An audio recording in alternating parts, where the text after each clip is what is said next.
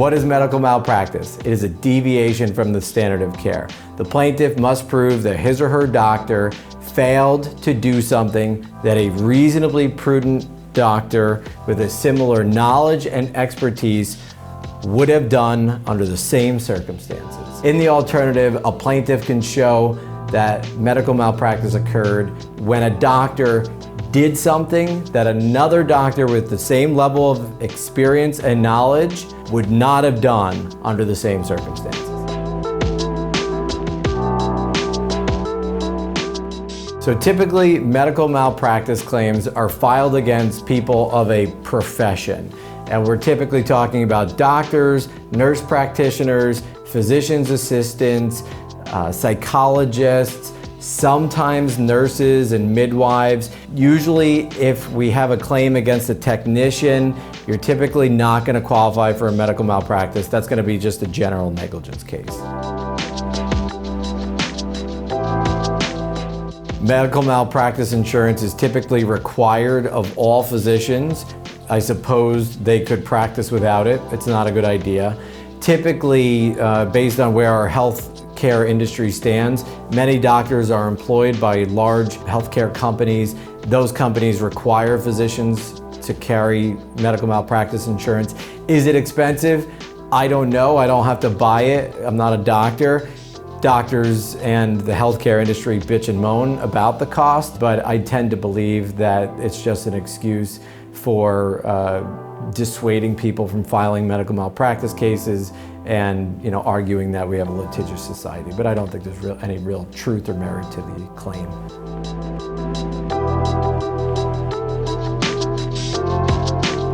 So medical malpractice cases typically are more complicated, more expensive, more time-consuming than your average personal injury case. Sometimes they're really easy. So when you have a physician who leaves a clip behind during surgery, that case is pretty straightforward. But as a general principle, medical malpractice cases are more complicated because there's more science involved, there's a standard of care, and we have to establish the standard of care, meaning we have to prove that other medical providers with the same level of expertise and knowledge and experience would have done the same thing or would not have done the same thing.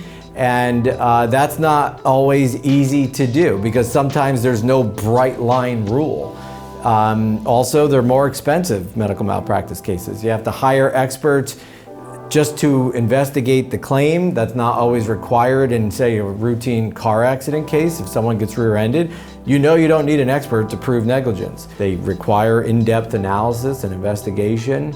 Establishing that standard of care requires study of texts and treatises and things like that.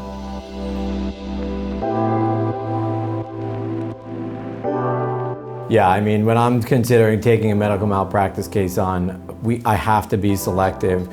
I'm looking for certain factors. I generally like clear-cut liability, obvious negligence, although that's not determinative always. Sometimes I'll take challenging cases. I'm typically looking for extraordinary damages, catastrophic injuries.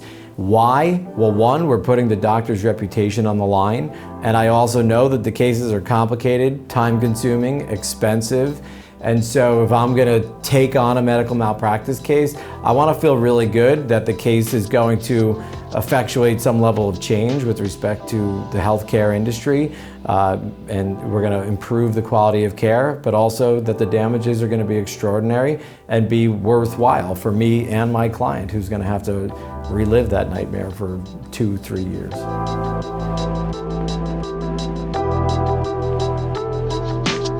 I always tell people who are contemplating hiring a medical malpractice attorney that a bad outcome is not always the result of medical negligence.